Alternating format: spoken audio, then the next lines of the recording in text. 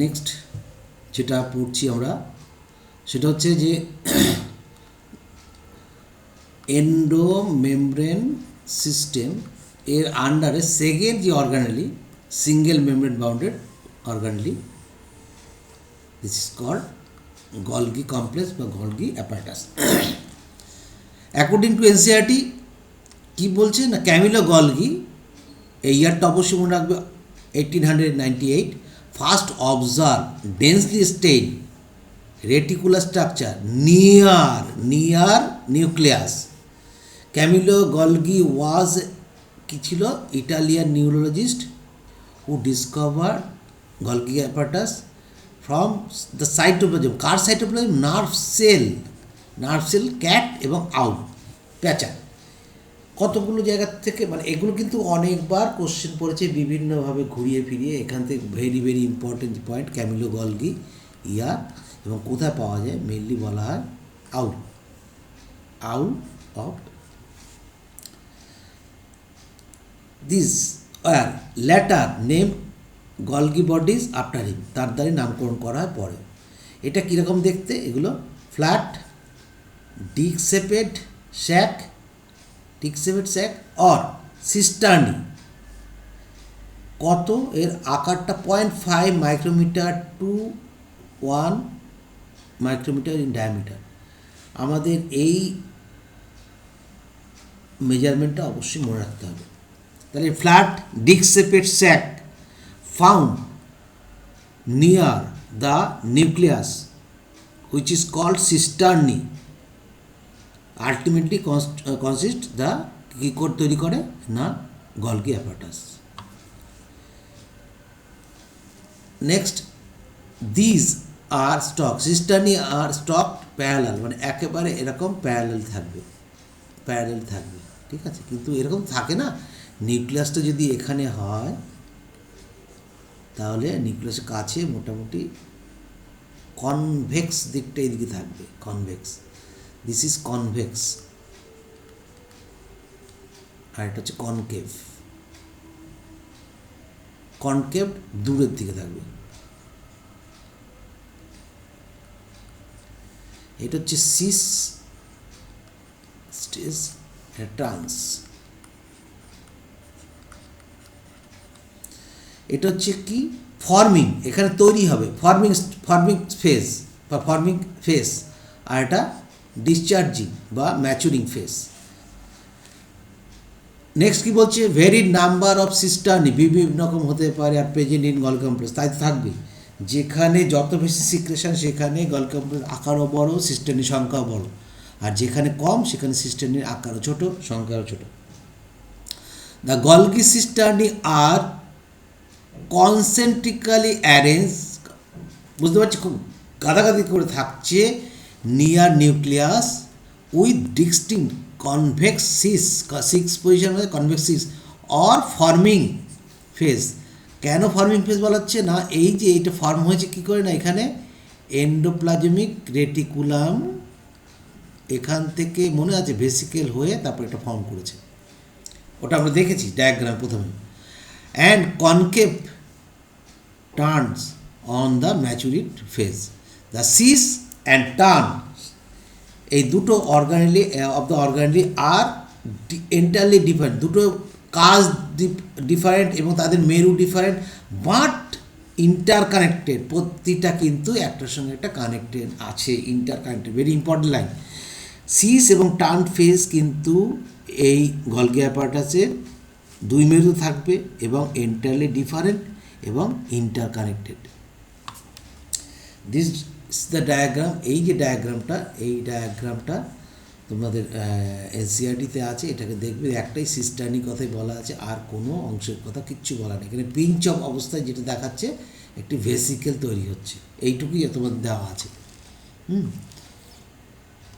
Next আমরা এইখান থেকে বুঝে নিই যে কী কী এই যে ডায়াগ্রামে আমরা দেখতে পাচ্ছি যে মোটামুটি নিউক্লিয়াস যদি এদিকে হয়, এটা নিউক্লিয়াস এইদিকে, তাহলে এইটা নিউক্লিয়াস এইদিকে যদি হয় তাহলে এটা সিস ফেজ, আর সিস ফেস যদি হয় এটা হচ্ছে কীরকম দেখতে হলো, দেখো কনভেক্স। আর এটা মোটামুটি এটাকে যদি দেখো তুমি কনকেভ। ঠিক একইভাবে সিস ফেসটা এখানে দেখো কনভেক্স আর এটা কনকেভ। তো এই যে দুটো মেমব্রেন, এটা হচ্ছে সেল মেমব্রেন। তাহলে ফর্মেশন হচ্ছে এখান থেকে, ফর্মেশন হচ্ছে কোথা থেকে না, এখান থেকে এন্ডোপ্লাজমিক রেটিকুলাম থেকে আগে যেটা বলেছি তৈরি হবে ট্রান্সফর্মিং ভেসিকেল, সেটা এর মধ্যে প্রবেশ করে নিউলি ফাউন্ড ভেসিকেল হবে। এগুলো হচ্ছে কি, এগুলো হচ্ছে সব সিস্টার্নি, অল সিস্টার্নি উইথ লিউমেন। এবং এখান থেকে এই ভেসিকেলগুলো এসে যেগুলো হচ্ছে আলটিমেটলি হচ্ছে লাইসোজোম, সেটা এখানে ফিউজ হয়ে বাইরে বেরিয়ে যাবে। তাহলে কতগুলো পার্ট আছে, তাই না? এই পার্টগুলো আমাদের একটু দেখে নিতে হবে। The Golgi apparatus principally perform the function of packaging, very important. Packaging করা এর হচ্ছে মূল কাজ, আমরা পরে দেখবো ওটা দেখো। প্যাকেজিং করা and delivered either to the intracellular targets, কি বলছে, or secretes outside the cell. তাহলে এর কাজ হচ্ছে প্যাকেজিং করা। প্যাকেজিং করবে কোথার থেকে না, এই যে এখান থেকে সিক্রেটরি ভেসিকেল থেকে যা পেলো আর এখানে ফর্মেশন করলো, করে একটা প্যাকেজ এনজাইম তৈরি করলো। সেই প্যাকেজ এনজাইমটা সেলের মধ্যেই কাজ করতে পারে কোনো কিছু ধ্বংস করার জন্য বা কোনো কিছু হজম করার জন্য, অথবা এটা সরাসরি চলে গেল কোথায় না, এই যে মেমব্রেন, এই মেমব্রেনের সঙ্গে বাউন্ড হয়ে পরবর্তীতে এর যে অংশগুলোকে, এই অংশগুলোকে ডিসচার্জ করলো। This is the procedure. তাহলে এর মেইন কাজ হচ্ছে প্যাকেজিং, মেইন কাজ হচ্ছে প্যাকেজিং, ভুলে যাও না, ভেরি ভেরি ইম্পর্টেন্ট, প্যাকেজিং করা। ম্যাটেরিয়ালস টু বি প্যাকেজ, যা প্যাকেজ হবে from the vesicle in the form of vesicle from ER, endoplasmic ER থেকে, এন্ডোপ্লাজমিক রেটিকুলাম থেকে আসবে, fuse with the cis face. তাহলে কি হলো, যে এন্ডোপ্লাজমিক রেটিকুলাম, এই এন্ডোপ্লাজমিক রেটিকুলাম এই আছে, এখান থেকে এই যে ভেসিকেল, ট্রান্সফর্মিং ভেসিকেল, এই সিস ফেজে এটা এখানে যুক্ত হচ্ছে গলগি অ্যাপারেটাস। তো এই কথাটা বলছে material to be package in the form of vesicle from the endoplasmic reticulum fuse with the cis face of the Golgi apparatus and moves towards the maturing face, এবং পরবর্তীতে ম্যাচুরিং ফেজে যাবে।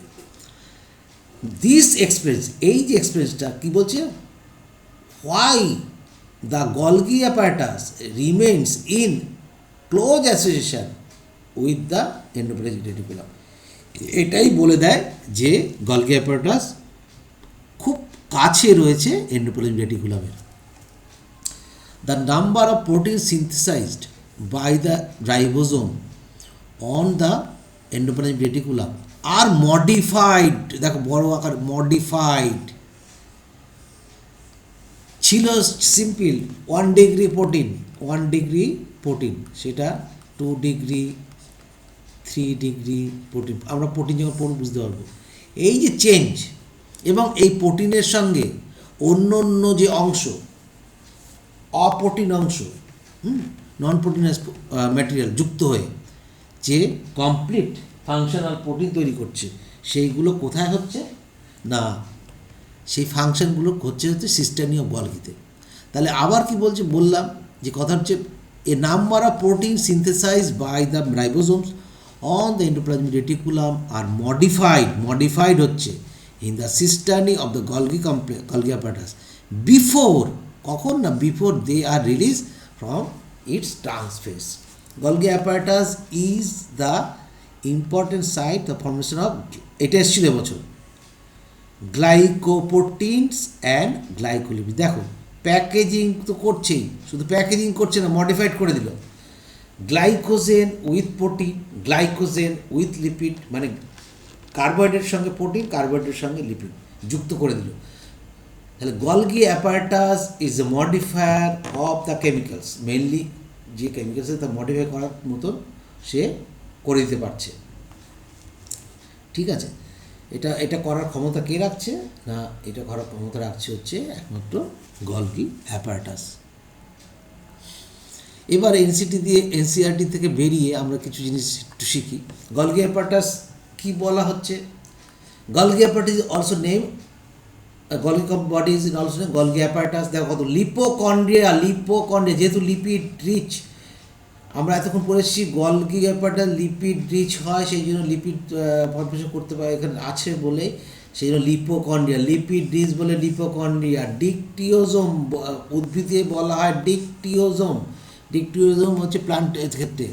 Cytoplasm surrounding Golgi body আর fewer or no other মানে যেখানে Golgi body থাকে সেই Golgi বডির চারপাশে যে সাইটোপ্লাজমে কোনো নতুন অর্গানেলি থাকে না, সেই জন্য একে বলা হয় থাকে না বা খুব কম থাকে জোন অফ এক্সক্লুশন বলা হয়, মনে রেখো বাবা। স্ট্রাকচার মেইনলি তিনটে part: cisternae, dense opaque material inside the cisternae called notes. আমরা দেখব এই যে এই সিস্টার্নির মধ্যে ওপেক অংশ থাকবে, এরকম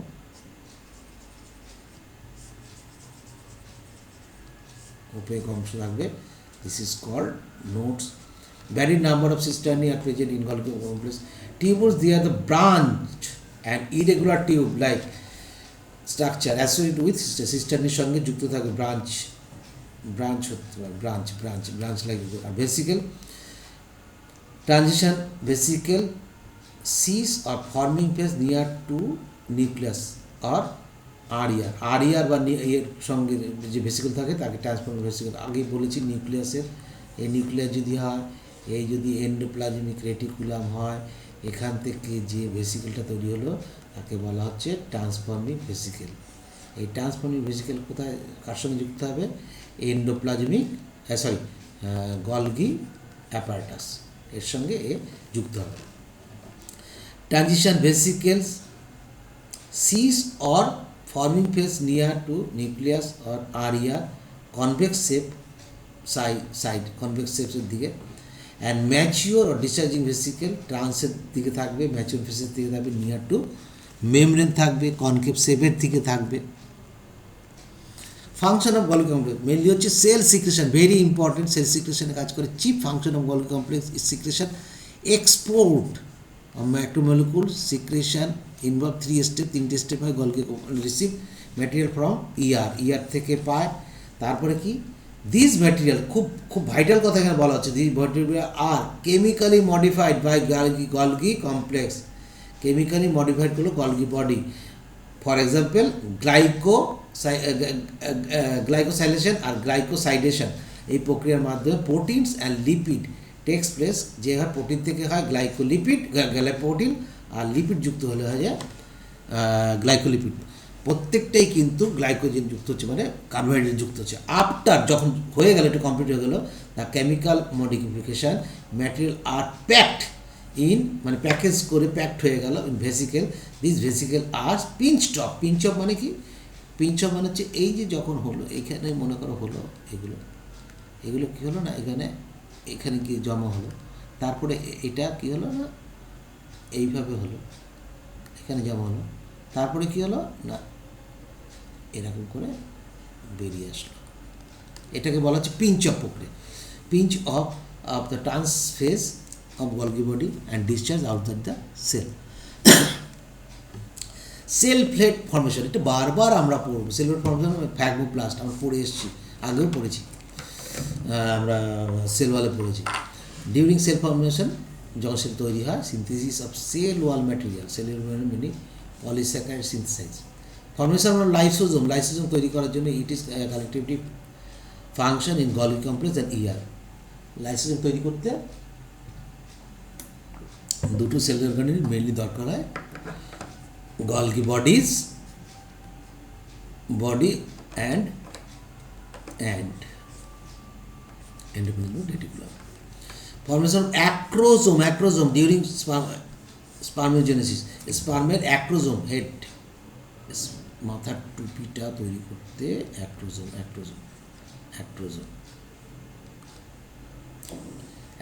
sperm মেল গ্যামেট, এটা ফর্মেশন করতে সাহায্য করবে কে? গলগি অ্যাপারাটাস ছাড়া অ্যাক্রোজোম সম্ভব নয়, male acrosome.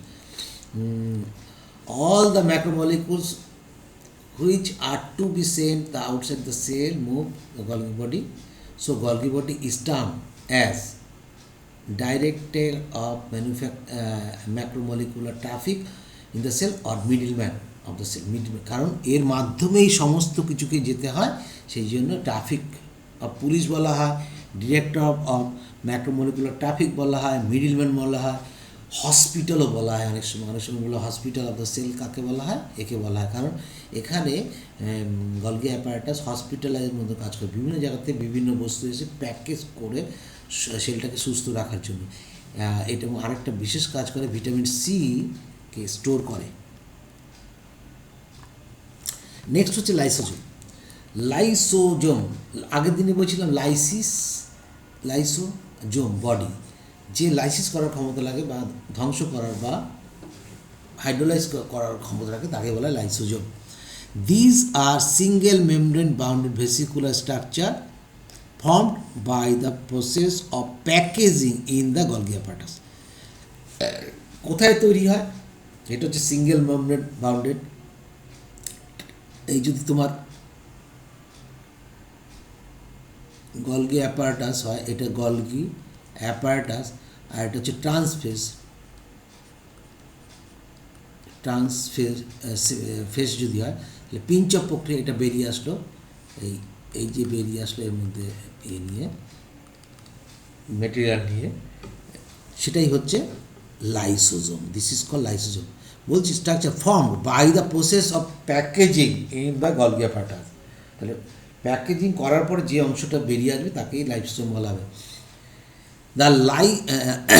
The isolated lysosome, এই লাইসোজোমকে যদি আইসোলেট করা হয় এই ভেসিকেলটাকে, তবে আমরা দেখতে পাই have been found to be very rich in almost all types of hydrolytic enzyme, proteolytic, aminolytic, lipolytic, সমস্ত ধরনের হাইড্রোলাইসিস এনজাইম। হাইড্রোলাইসিস এনজাইম কাকে বলা? যেটা হচ্ছে জল H2O অ্যাড করা হয়, H2O-কে অ্যাড করে দেওয়া, কী করে করা হয়? H2O-কে অ্যাড করা হয়। যেমন আমরা জানি গ্লুকোজ এক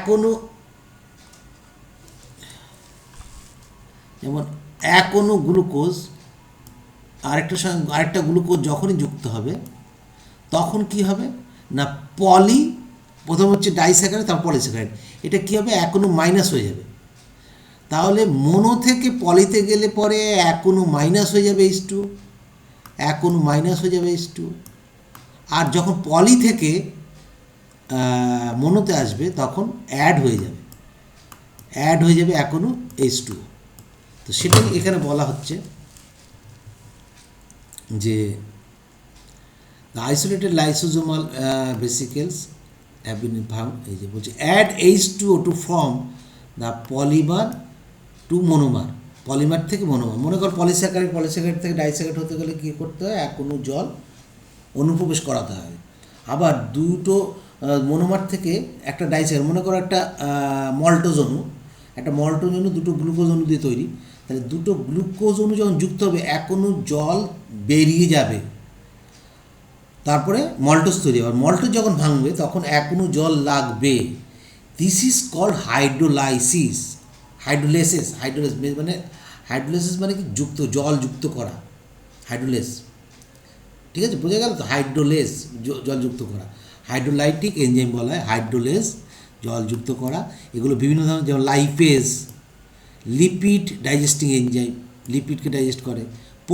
প্রোটিন ডাইজেস্টিং এনজাইম, কার্বোহাইড্রেটকে ডাইজেস্ট করে।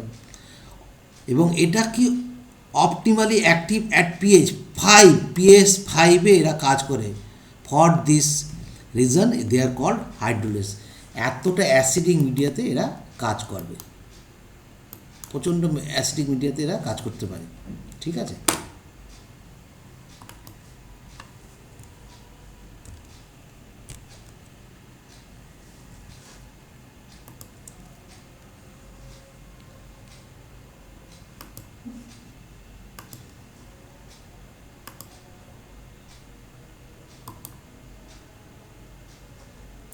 তাহলে আমরা এতক্ষণ যেটা পড়লাম সেটা আমরা বুঝতে পারলাম যে কীভাবে এবং কেমন করে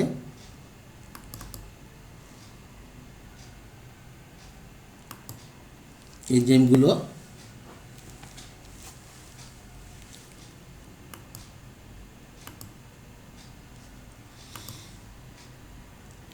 নেক্সট যেটা আমরা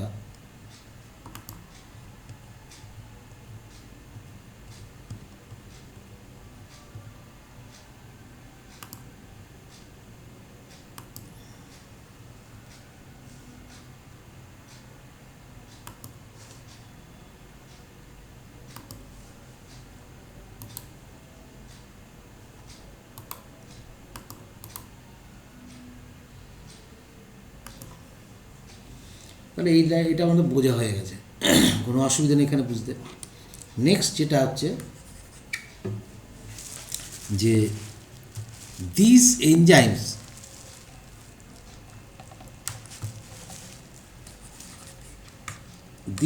enzymes are capable of digestion carbohydrate, proteins, lipids, nucleic acid কী হতে পারে? ডিএনএ এবং আরএনএ। তার জন্য হচ্ছে ডিএনএস, আরএনএর জন্য আরএনএস এনজাইম কাজ করবে। এখানে আমি কতগুলো জিনিস দেখানোর চেষ্টা করি। অ্যাসিড হাইড্রোলাইসিস বলা হয় এদের এনজাইমগুলোকে, লাইপেজ, প্রোটিয়েজ, কার্বোহাইড্রেট, নিউক্লিয়াস, এবং পিএইচ কত 5। এখানে যেটা মেনলি হচ্ছে হাইড্রোজেন আয়ন। হাইড্রোজেন আয়নটা এতটাই বেড়ে যায় যে এরা অ্যাসিড 5-এ চলে আসে, অথচ সাইটোসোলে থাকবে হচ্ছে 7.2। নেক্সট যেটা হচ্ছে লাইসোজোমের একটা স্ট্রাকচার দেখিয়েছি, এবং এটা হচ্ছে সিঙ্গেল মেমব্রেন বাউন্ডেড পিএলপি একটাই লেয়ার, পিএলপির একটাই লেয়ার দিয়ে তৈরি, এবং ইঞ্জিন কমপ্লেক্স। লাইসোজোমাল এনজাইম কত রকমের হতে পারে সেটা আমি এখানে দেখানোর চেষ্টা করি। অ্যাসিড ফসফেটেজ হতে পারে, ফসফেটেজ এনজাইম, আরএনএস ডিএনএস হতে পারে, প্রোটিন ডাইজেশন এনজাইম হতে পারে, যেমন কোলাজিনেস। এগুলো একটু দেখে নেবে কত এনজাইমগুলো আমরা জানি, পরে আমরা পড়বো, তোমার ডাইজেশনে পড়বো। কার্বোহাইড্রেট ডাইজেস্টিভ এনজাইম কত রকম আছে, লিপিড এনজাইম এগুলো আছে। তো নেক্সট যেটা হচ্ছে পড়া সেটা হচ্ছে এনসিআরটির বাইরে বেরিয়েছে। লাইসোজোম হচ্ছে ইন 1955 বেলজিয়াম সায়েন্টিস্ট ডি ডুবে discover the lysosome on the basis of biochemical studies করে বের করেছিলেন, এবং সেই টার্মটা তিনিই দিয়েছিলেন। কিন্তু নভিকভ অবজার্ভ করেছিল লাইসোজোম আন্ডার ইলেকট্রন মাইক্রোস্কোপ, এবং ফার্স্ট টাইম ডিসক্রাইব করেছিল পেরি ক্যানালিকুলার বডিজ হিসেবে। তিনি ফার্স্ট টাইম এটাকে নাম করেছিল পেরি ক্যানালিকুলার, কে দিয়েছিল? নভিকভ। নেক্সট হচ্ছে লাইসোজোম হ্যাভ নো ক্যারেক্টারিস্টিক্স, কখনো নির্দিষ্ট শেপ বলা চলবে না, এর শেপ ভ্যারি করে, কারণ কী ধরনের এনজাইম কী ধরনের কাজ করছে তার উপর ডিপেন্ড করে এই লাইসোজোম তৈরি হচ্ছে, ধ্বংস হচ্ছে, তৈরি হচ্ছে, ধ্বংস হচ্ছে। মানে কী হচ্ছে? তৈরি হচ্ছে, কাজ করছে, ধ্বংস হচ্ছে, তৈরি হচ্ছে, কাজ করছে, ধ্বংস হচ্ছে, এইরকম।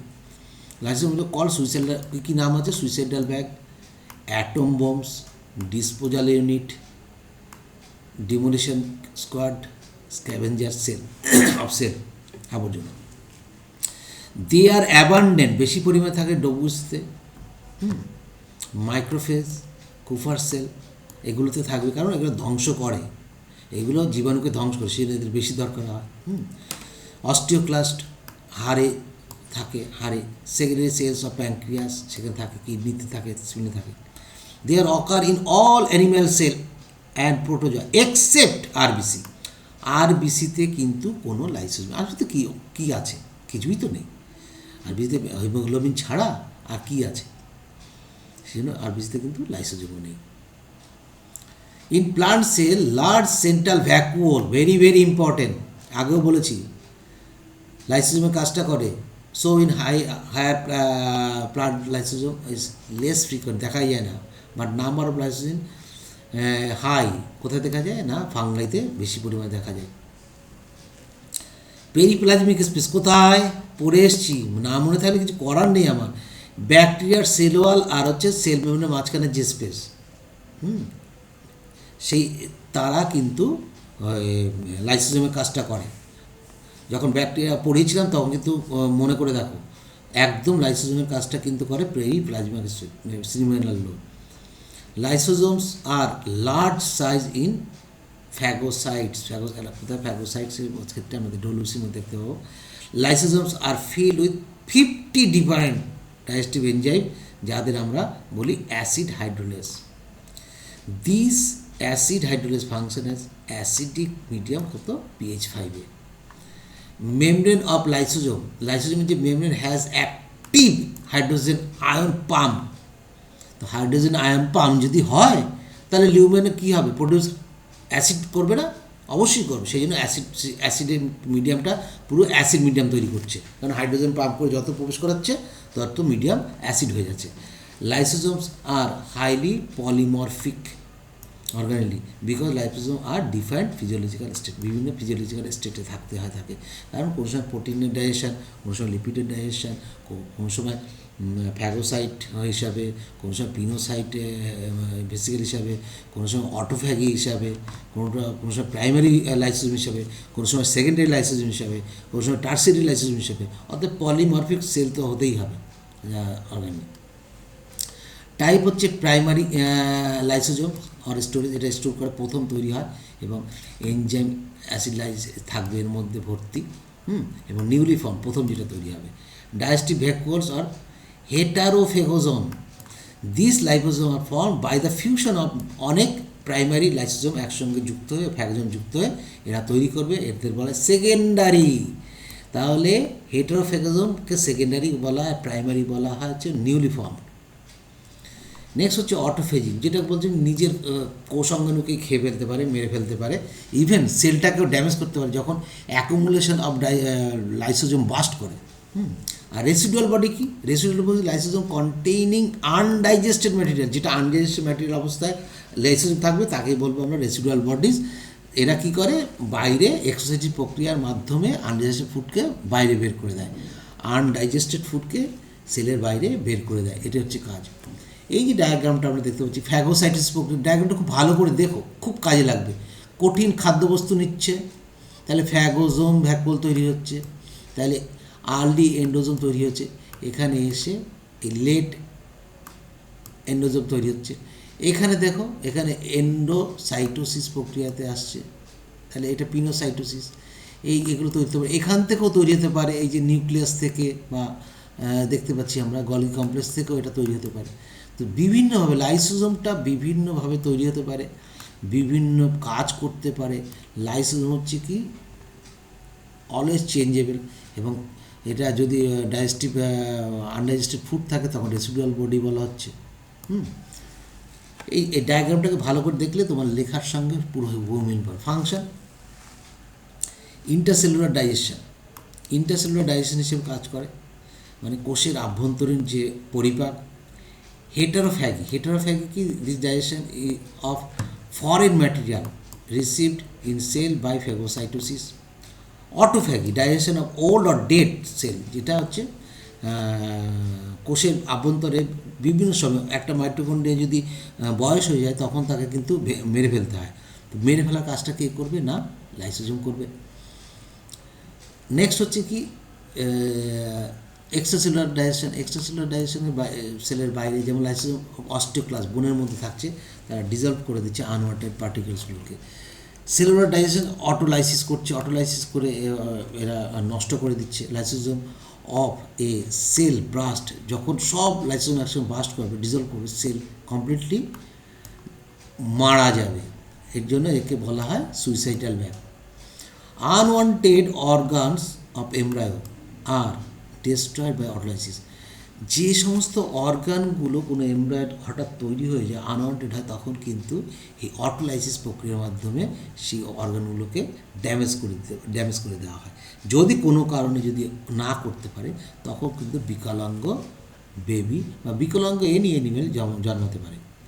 ক্যাথেপসিস of lysosome digest the tail of tadpole, very important, of tadpole frog এবং ফ্রগ বা টেডপোল লার্ভা, যে তার যে ক্যাথেপসিন লাইসোজোম কী করে টেলকে সেটা হচ্ছে ডাইজেস্ট করে দেয়, যার জন্য সে পূর্ণাঙ্গ ব্যাঙে তৈরি হতে পারে by the process of metamorphosis. Metamorphosis is a process from larval stage to attain adult stage, it is called metamorphosis. Next হচ্ছে ভ্যাকুয়াল। লাস্ট যে কম্পোনেন্টটা সেটা হচ্ছে vacuole is the membrane bounded space, এটাও কিন্তু সিঙ্গেল মেমব্রেন, এবং কোথায় পাওয়া যাবে? সাইটোপ্লাজমে পাওয়া যাবে। ইট কন্টেন্টস ওয়াটার, কী কী থাকে? স্যাপ। দেখো স্যাপ মানে কি? নন লিভিং পার্ট, আমরা পড়েছি। Excretory product, other material not useful of the cell. এখানে কিন্তু এনসিআরটি কি ভ্যাকুল বলতে কিন্তু সেন্ট্রাল ভ্যাকুলকেও বলছে, ভালো করে বুঝতে হবে। সেন্ট্রাল ভ্যাকুলকেও বোঝানো হচ্ছে, আবার অ্যানিমেল ভ্যাকুলকে বোঝানো, যেহেতু স্যাপ। তো স্যাপ হচ্ছে কি? Non living part of the তোমার হচ্ছে কম্পোনেন্টস অফ প্রেজেন্ট ইন ভ্যাকুল। ভ্যাকুলের মধ্যে যে সমস্ত থাকে তাকে বলা হয় sap. Sap is non living part. তো এটা এসেছিলো, এবারও পরীক্ষা এসেছিলো। এবং এর বাইরের যে আবরণটা তাকে হচ্ছে সিঙ্গেল মেমব্রেনের বাইরে, তাকে বলে টোনোপ্লাস্ট। টোনোপ্লাস্ট কিন্তু শুধুমাত্র, ভালো করে মনে রাখবে, টোনোপ্লাস্ট এখানে এনসিআরটি বলছে যে ঠিকই, টোনোপ্লাস্ট কিন্তু শুধুমাত্র প্রেজেন্ট সেন্ট্রাল ভ্যাকুয়ালে অর্থাৎ প্লান্ট সেলে থাকে। অন্য কোনো ভ্যাকুয়ালের আবরণকে টোনোপ্লাস্ট বলা হয় না, এবং শুধুমাত্র টোনোপ্লাস্ট বলা হবে central vacuole of plant cell. Cell sap is not living বলা হয়েছে। In plant cell, vacuoles can occupy 90%. দেখো প্লান্ট সেলের ক্ষেত্রে vacuole 90% volume of the cell. এটা ভেরি ভেরি ইম্পর্টেন্ট। এখান থেকে কিন্তু এনসিআরটি বলছে, কারণ অ্যাসেসারি কোশ্চেন আসতে পারে। নেক্সট যে আইটেমটা যেটাকে দেখানো হচ্ছে point, in plants the tonoplast living part. ভ্যাকুয়ালের কিন্তু লিভিং পার্ট হচ্ছে টোনোপ্লাস্ট, কারণ সেটা মেমব্রেন, এবং এই মেমব্রেন আছে বলেই এটা সাহায্য করছে facilitated transport. Very very IMP. দেখো প্লান্ট সেলের যে central vacuole, also are non living except tonoplast membrane, thinnest membrane of any. যে কোনো অর্গানের যে মেমব্রেন থাকে সবচেয়ে থিনেস্ট মেমব্রেন হচ্ছে টোনোপ্লাস্টের, যা ফ্যাসিলিটেট করবে হচ্ছে ট্রান্সপোর্টে of a number of ions and other materials against concentration gradient. কারণ সবসময় কোষের সেল স্যাপের মধ্যে কনসেন্ট্রেশন বেশি থাকবে, হাই। ঠিক আছে, সেই জন্য সাইটোপ্লাজম সবসময় হচ্ছে সেখান থেকে কনসেন্ট্রেশন কম, তাই তাকে কাজ করতে হয় কি? ট্রান্সপোর্ট। এখানে বলা হচ্ছে tonoplast facilitates the transport of the membrane transport of a number of ions other material against concentration gradient into the vacuoles. Hence their concentration is significantly higher in the vacuole than cytoplasm. তাহলে ভ্যাকুয়ালে হচ্ছে hyper আর cytoplasm হচ্ছে hypo, মাথায় রেখো কিন্তু। Next, in amoeba contractile vacuole. Contractile vacuole অ্যামিবাতে দেখতে পাওয়া যায়। আমরা জানি কি কন্ট্রাকশন অ্যান্ড রিল্যাক্সেশন করে অ্যামিবা কিন্তু অনেক কাজ করে এর দেহের। এখানে অ্যাক্টিন এবং অ্যাক্টিন মায়োসিন ফিলামেন্ট রয়েছে কাজ করার জন্য, এবং কী করে অসমোরেগুলো important for osmoregulation and excretion. In amoeba the contractile vacuole is important for osmoregulation and excretion. দেখো এই যে কথাগুলো হঠাৎ এখানে আসলো কেন? আসলে লাইসোজাইমের যে কাজ, লাইসোজোমের কাজটা এদের ক্ষেত্রে তো লাইসোজোম সেভাবে নেই, তাহলে এদের কাজটা করছে contractile vacuole. In many cells as in protist আমরা কি জানি? Eukaryotic single cell. Food vacuoles are formed by engulfing of food particles. Food পার্টিকেলসকে এনগালফ করা হয়, মানে ভেতরে প্রবেশ করানো হয়, দ্যাট ইজ কল্ড এন্ডোসাইটোসিস। এটা কিন্তু প্রতিষ্ঠার ক্ষেত্রে দেখতে পাই আমরা ফুড ভ্যাকুয়ালস। ভ্যাকুয়াল কীভাবে, এটা আমি একটু দিয়েছি, প্রাইমর্ডিয়াল ইউট্রিকেল কীভাবে ফর্মেশন হয়। প্রাইমর্ডিয়াল ইউট্রিকেলটা আমি বলেছিলাম কিন্তু দেখাতে পারিনি। তো এই ক্ষুদ্র প্রথম অবস্থা অপরিণত কোষে, মানে ইম্যাচিওর সেল, আর এটা হচ্ছে ম্যাচিওর সেলে আস্তে আস্তে এই ক্ষুদ্র ক্ষুদ্র small vacuoles comes together and join হয়ে গিয়ে এরকম আস্তে আস্তে বড় ভ্যাকুয়াল তৈরি। তার চারপাশে যে সাইটোপ্লাজমের আবরণটা থাকবে তাকেই বলবো আমরা প্রাইমারি ভ্যাকুয়াল।